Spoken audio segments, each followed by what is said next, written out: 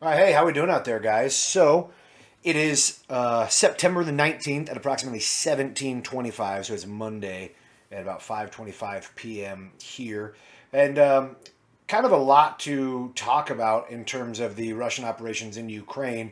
I've been sort of gone. I had Carry Optics Nationals, so my pistol nationals last week, so I was kind of busy traveling the day before, and then obviously last week, kind of getting everything, sort of back in the swing of things, and I just did not have any time, or I'll be honest, any desire to like set aside and kind of get myself all lined up for a podcast here. But we're going to primarily focus on just like two areas in Ukraine. So I've got my map pulled up here from September 7th.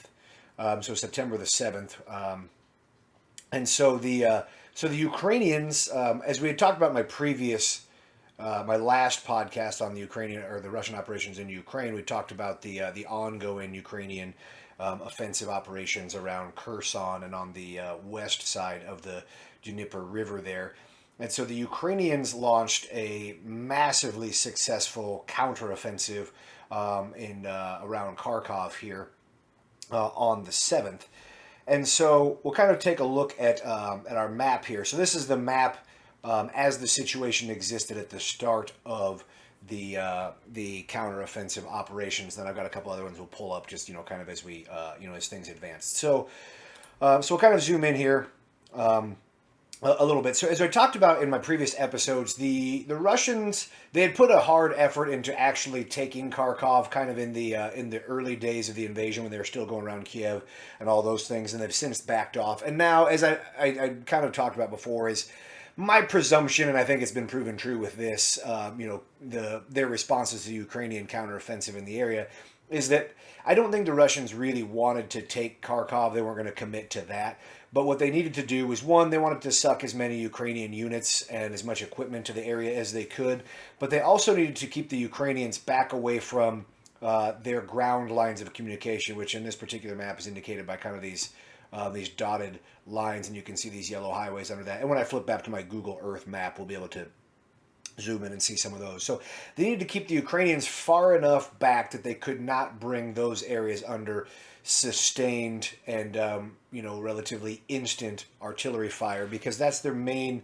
Let's see if we can move down a little bit here. So that's the main arteries that they're using to support, coming from the north, using to support their operations in Donbass down there. So the Ukrainians launched their counteroffensive in, kind of the salient that they had going on here, and they had launched various very small local counterattacks, kind of in the preceding months. Nothing with any real operational or strategic effect. Kind of mostly positional stuff.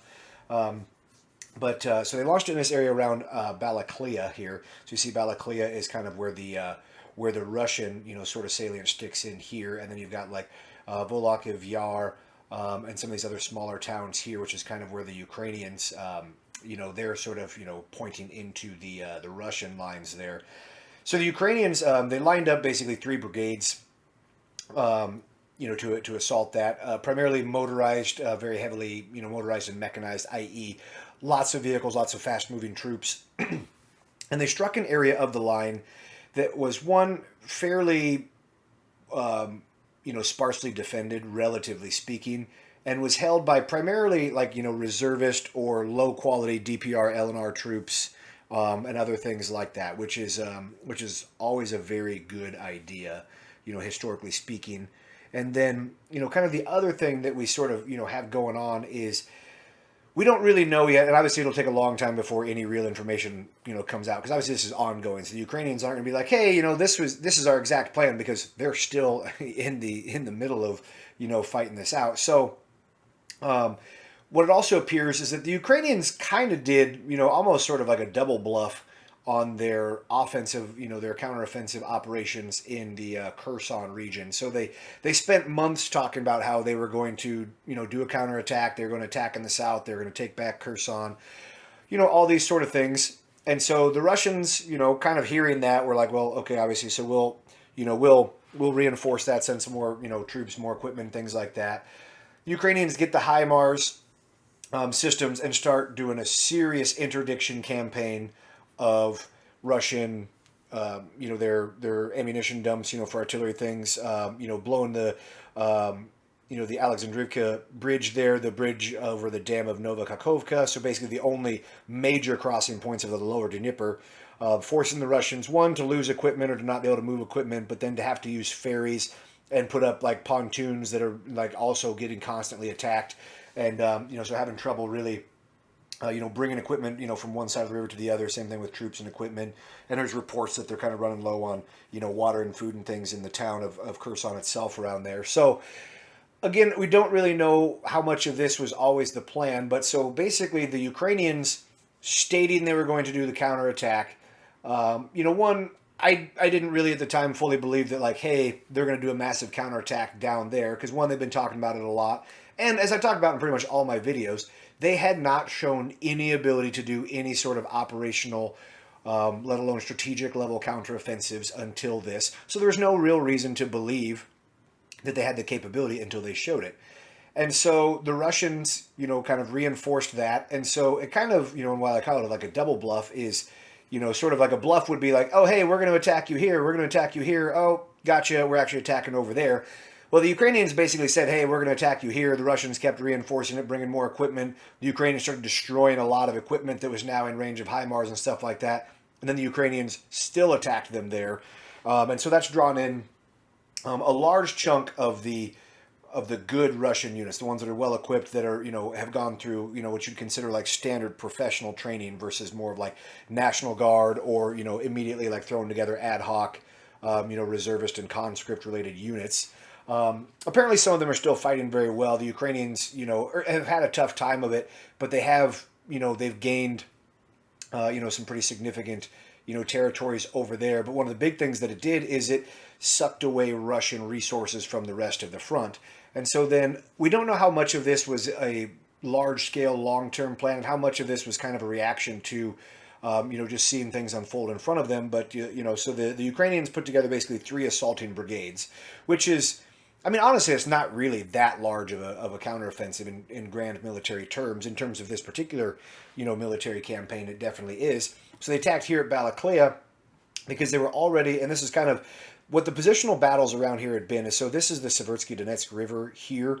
And so a lot of the positional battles had been the Ukrainians trying to maintain bridgeheads on this side, so the east side of it, and denying the Russians bridgeheads on the west side. So if you guys kind of think back, a couple months back when we talked about like the operations in Severodonetsk and Lysychansk and things like that, which, in Bohorodishna and all those were all fights over, basically controlling the Seversky Donetsk, which is, further south, which is, down further, south and east of Lyman and things down there. But because they had this, because they were on the, on the east side of the river here and they're able to assault through, they basically punched straight through the Russian lines. And as I talked about before, they have major motorized units. So what they basically did, and this is very wise, and this is, I've talked about this in other videos, which is the hallmark of deep operations, of quote-unquote blitzkrieg, Bewegungskrieg, of modern mobile warfare, particularly armored warfare, is that when you punch through the front line and what you could think of as the battle zone, you immediately strike for operational and strategic objectives. You do not allow yourself to get bogged down in like trying to take over this town and that village and, this, little clump of trees and this hill over there. You punch straight for the town that has the crossings over the river that's in front of you, or the town that has multiple railways, all the highways running into it, things like that. And so that's pretty much what the Ukrainians did. So they punched through here, so like we said, in this area around, Balaklia and things like that, and they ran straight for Kupiansk. So we'll flash ahead. So this is the situation as it sits right now. So the Ukrainians busted ahead straight through to Kupiansk, and basically the Russians, over the course of the last, 11 days, have essentially removed all of their forces from Kharkov Oblast here, all of them, all the way up to the border. And as you can see here, these are the ground lines of communication. So we flash backs, right? So all of these things, ground lines of communication, all of this were under Russian control. Flash ahead now. And now the front line is basically on what's called the Oskil River, which is this river right here. But the Ukrainians, it appears there's kind of some again, like obviously, like really good information is kind of hard to find, but it appears that the Ukrainians do have units on the east side of the Oskil River, which again would be huge because if we look at it from a terrain standpoint, that's the last major boundary between them and at the very least these additional highways over here, and being able to push, further east and further south. So what it also means is that the Ukrainians, so again, so they started in Balakleya here. It also means that they've relieved Izium. So if we flash back here, so Izium I've talked about a lot in previous videos. So Izium sits right on this MO3 highway, and it does a really good job of kind of, helping control the upper portion of, we'll flash over here to this. So here's Severodonetsk, and here's Izium. Here's where, just slightly past where you can see on my cursor up here is Balakleya, and this is where they attacked through. So Izium, obviously it sits astride multiple highways here, and it kind of held this this northwest shoulder of the very large scale protrusion of the line that was all of the things that are around Sloviansk, Kramatorsk, over to Siversk, Bilahorivka, all those areas. So now with the Ukrainians being pushed up to the Oskil River, the actual town of Oskil itself, is now there's the real potential that they're able to actually, relieve themselves all the way down to Lyman. So Lyman has been another, town we've talked about a lot, because again, it sits on multiple highways here, and on the Severodonetsk River, and or Seversky Donetsk River, rather. And would do a large amount of helping push this back. But this is also, potential. We don't know, how the momentum and how the supply situation and things like that are playing out with the Ukrainians. Because obviously, when you do large scale offensive operations, you have to build up a lot of supplies, equipment, obviously troops and things like that. And obviously, it gets used up very quickly because you're going to obviously do an offensive operation. You're going to be firing a lot of artillery. You're going to use a lot of gas driving places, a lot of ammunition. Also, your vehicles are going to take a lot of damage. I mean, one, obviously, the enemy is going to fight back. They're going to, damage or destroy vehicles. But also, for the most part, tanks tend to just sit around not doing much, and then you use them during, offensive operations. So you're going to have to perform a certain amount of maintenance relative to the hours of operation, which means that you cannot run tanks and armored vehicles and things like that for extended periods of time, like many, many days, without having to replace tracks, do some engine work, change oil, fix optics. Maybe you have to resight the gun.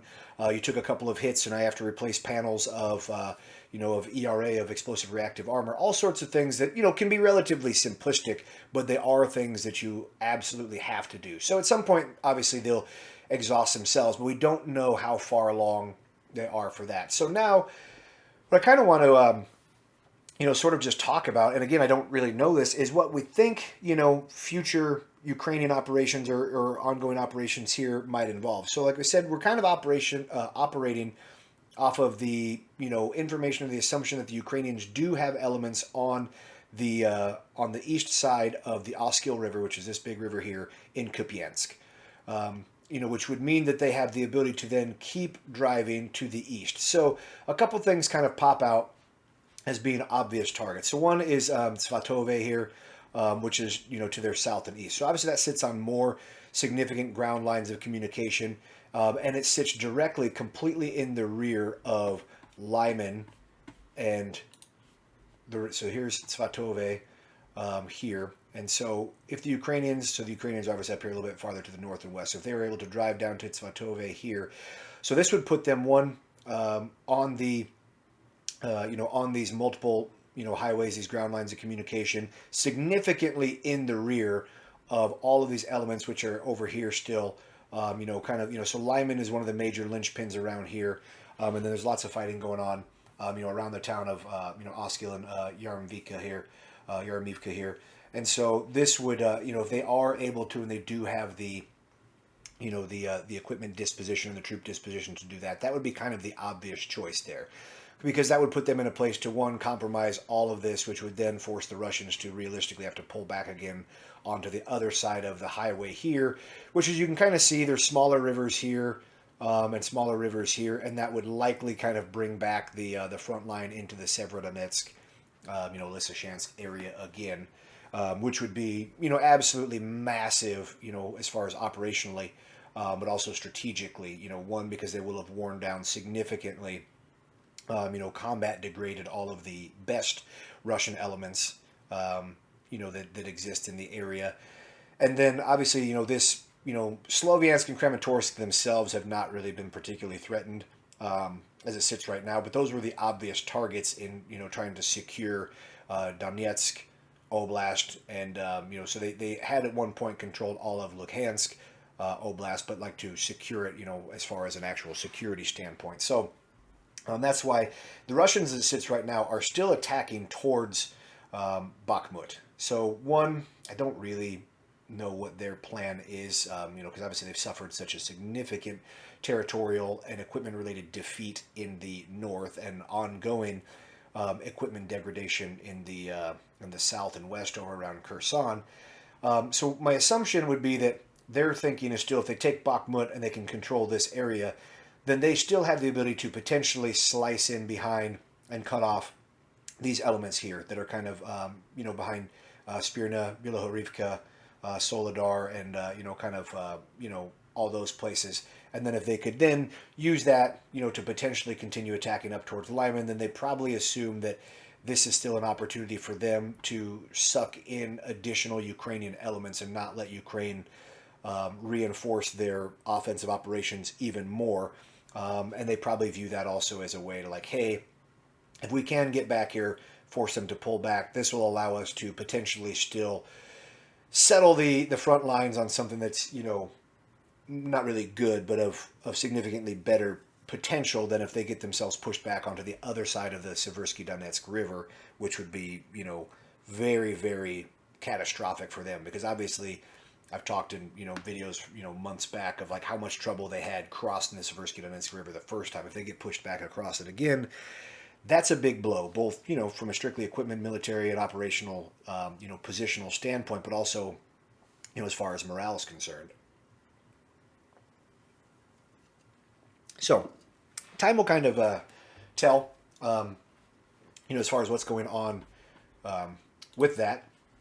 But, kind of other things that we see is the Ukrainians pushing back to the border here has allowed them to do, so just on the other side of Vovshansk, you can't see, I'll pull up my actual Google Earth here.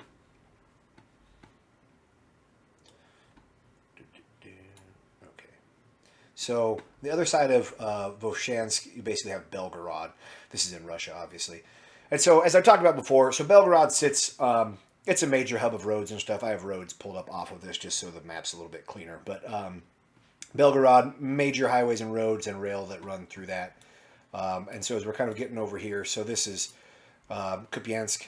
This sits on, so this major, kind of dark green section here, that's the Oskil River. And when it runs down in here and meets this other green section, that's the Seversky Donetsk River. So as we said, the Ukrainians appear to be on the east side of Kupiansk, so on the east side of the Oskil River.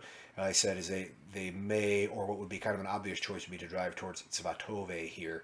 Svatove would put them behind Lyman and all of this area here. And then a potential to really wreak havoc on the line, and force a major repositioning of the Russians there.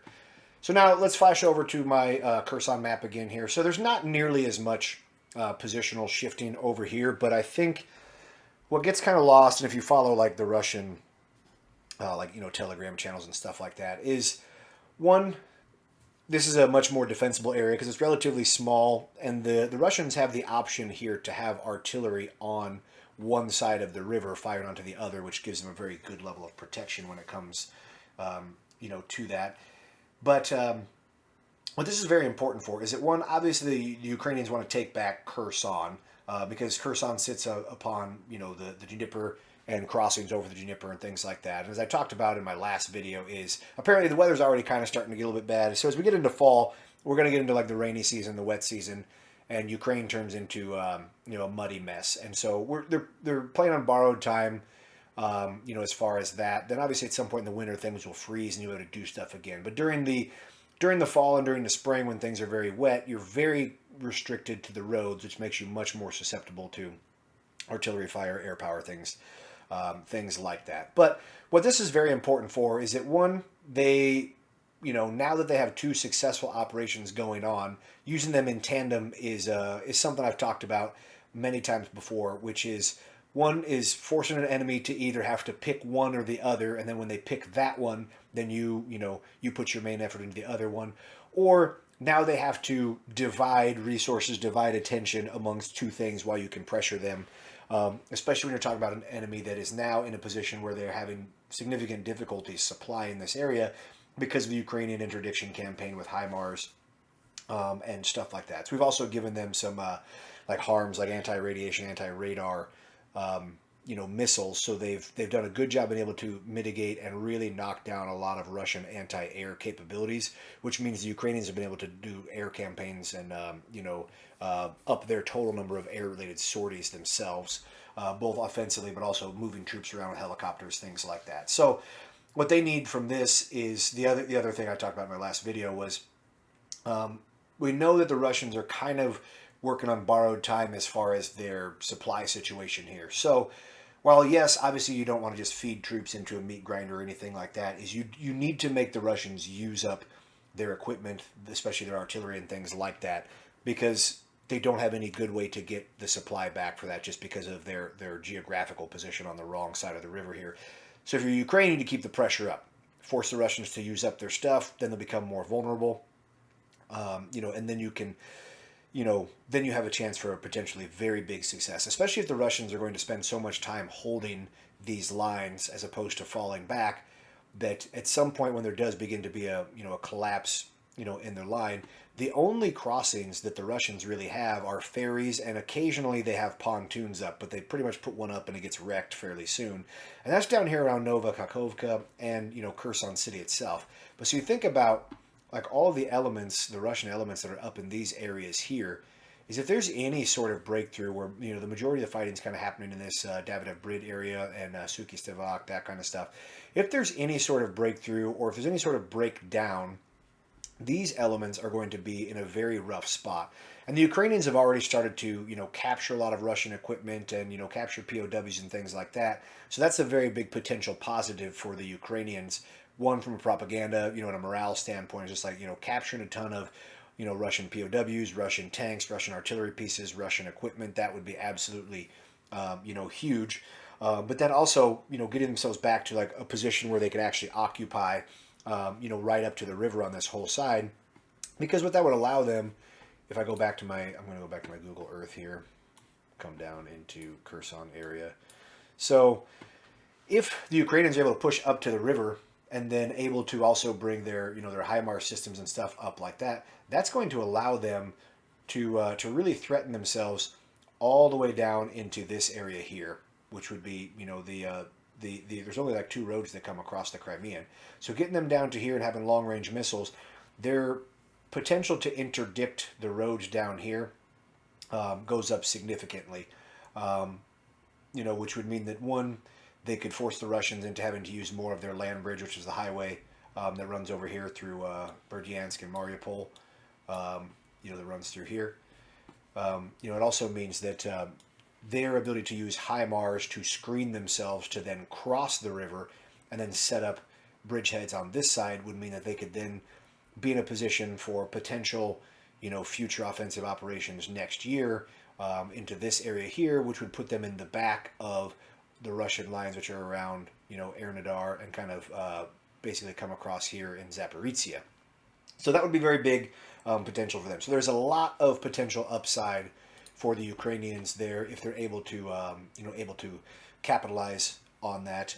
One, they're going to have to, kind of contend with the weather and stuff like that, but also making sure that they do not exhaust themselves and take too many casualties, both in men and equipment themselves, because obviously they have, they're more trained troops, they're better equipment, are taking place in these offensive operations. So making sure that they don't exhaust that stuff and then end up, needing a long period of rest and refit before they're capable again. So time's going to kind of tell, but again, so the Ukrainians launched a couple of very effective counterattacks, and now they've put themselves in a position where they have the strategic initiative. Right now, they have the operational initiative as well, and they've nothing is settled yet. But what this does is it puts them in a position where they have multiple good potential outcomes, and they have multiple cards to play whereas for much of or most of the conflict they've been playing defense, and the Russians have been able to dictate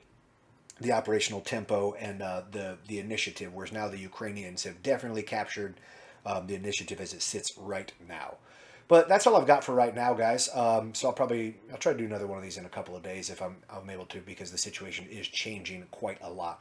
But remember, guys, only the hits count, and you can never miss fast enough to catch back up.